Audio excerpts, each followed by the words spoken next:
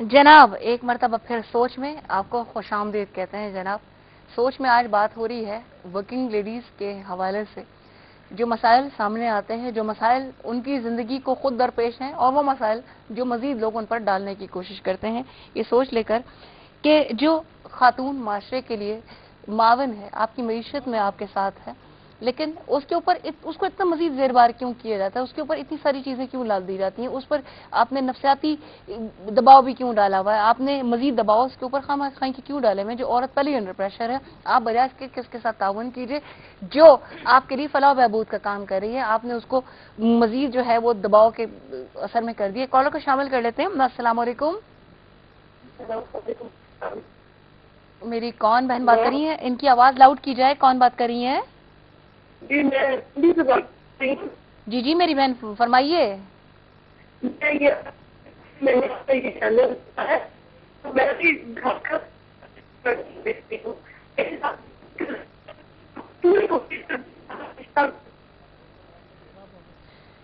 आपकी बात मेरी बहन समझ में नहीं आ सकी, लेकिन कॉल करने का बहुत बहुत शुक्रिया। ताबिंदा लारी साहिबा, बहुत कम है और खासा मुकाबला सख्त है।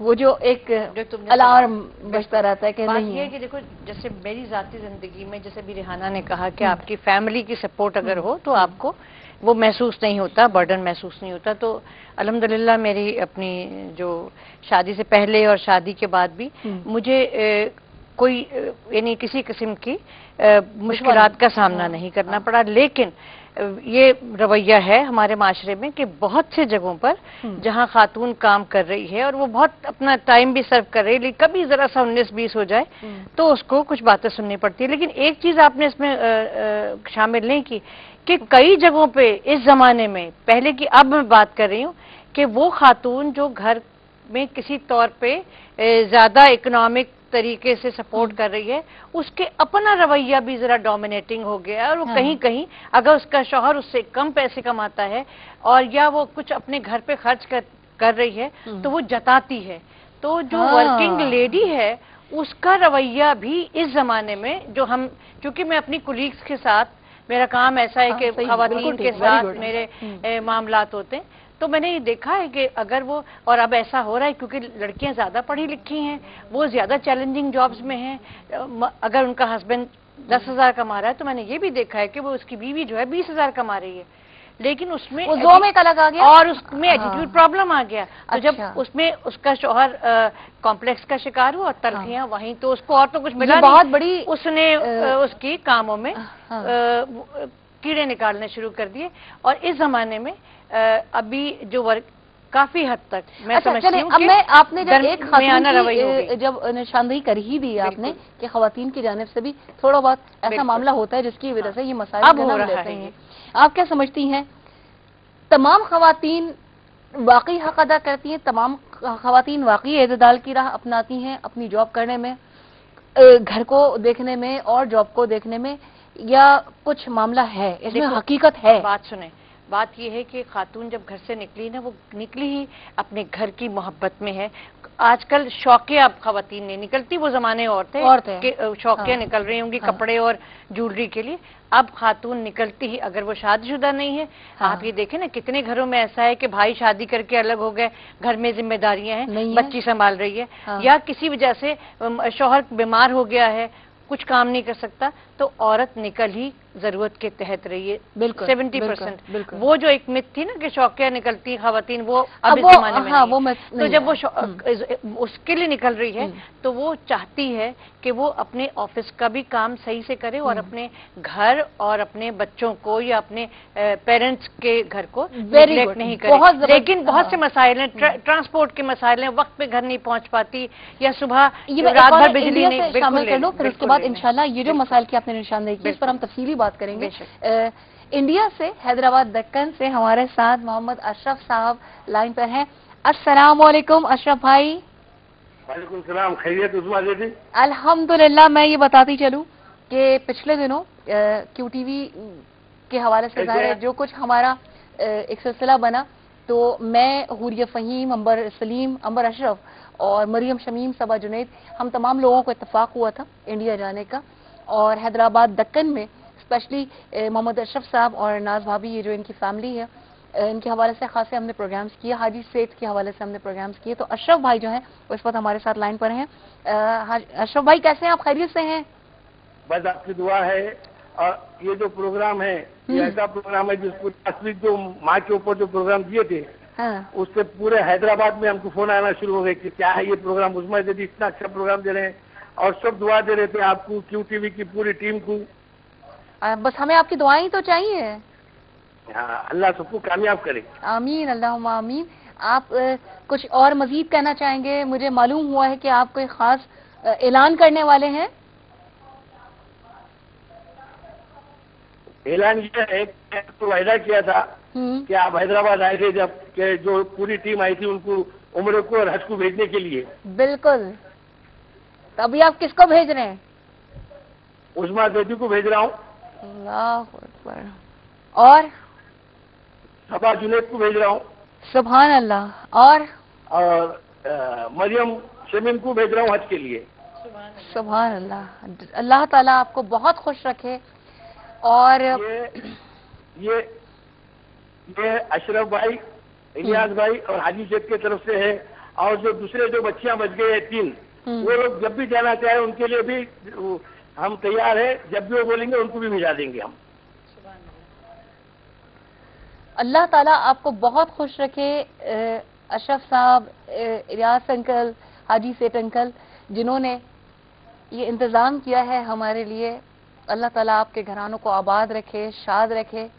جنہوں نے ہمیں اس گھر کو بھیجنے کا ذمہ اٹھایا ہے، اللہ تعالیٰ بہت ساری آپ کی مشکلات کو حل کرے اور آپ کو بہت خوشیاں دے. آپ کو، ناز بھابھی کو اور تمام لوگوں کا بہت شکریہ میری جانب سے، مریم شمیم کی جانب سے اور صبا جنید کی جانب سے. اور آج میں نے کچھ ہاتھ ابھی پیچھے سے اٹھتے ہوئے اپنی ٹیم میں سے دیکھے ہیں تو کہ بس دل چاہا کہ کبھی ان لوگوں کی بھی باری آئے تو انشاءاللہ تعالیٰ ان کی بھی باری آئے گی. لیکن اللہ تعالیٰ آپ کو بہت خوش رکھے کہ آپ نے یہ انتظام ہمارے لیے کیا ہے. اور جو لوگ بھی دیکھ رہے ہیں میری ان کے لیے دعا ہے. دیکھیے ایسے وسیلے بنتے ہیں. ہم بھی یہ کام کرنے گئے تھے، ایک طرح سے ہم کو بھی سمجھا کے بھیجا گیا تھا کہ آپ بھی کام کرنے والی خواتین ہیں، وہ میں ہوں یا حوریہ ہیں یا امبر ہیں. یہ ایک طرح سے ہم ایک ایمبیسڈر کا کام کرنے گئے تھے.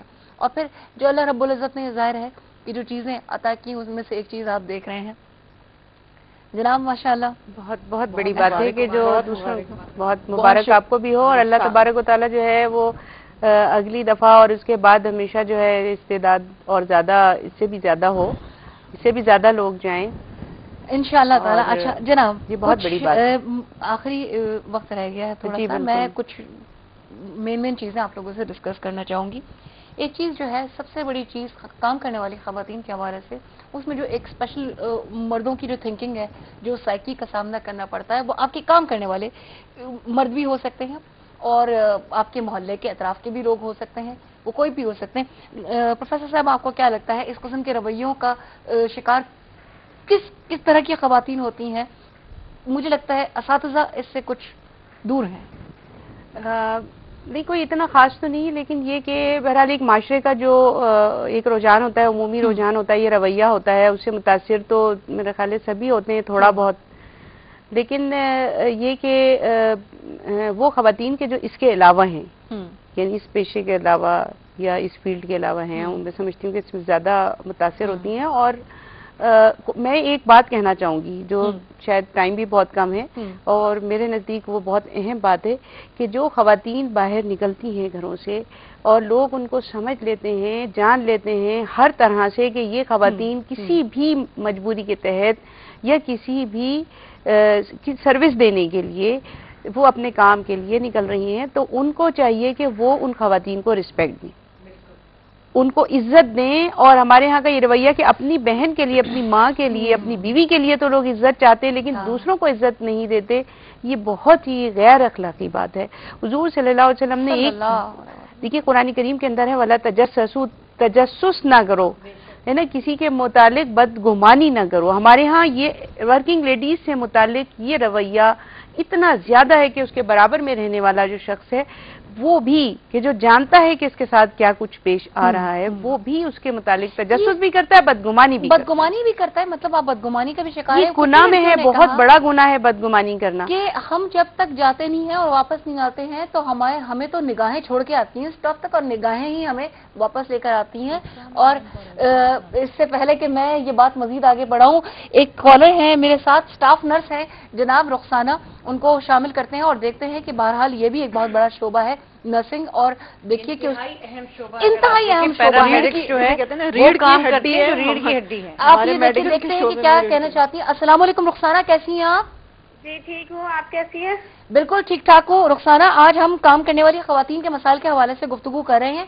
آپ بحیثیت نرس بتائیے کہ آپ کو لوگوں کے رویوں کا کس طرح، آپ کا کیا مشاہدہ ہے، کس طرح کے رویوں کا آپ لوگ شکار رہتی ہیں، آپ بھی اور دیگر نرسز بھی؟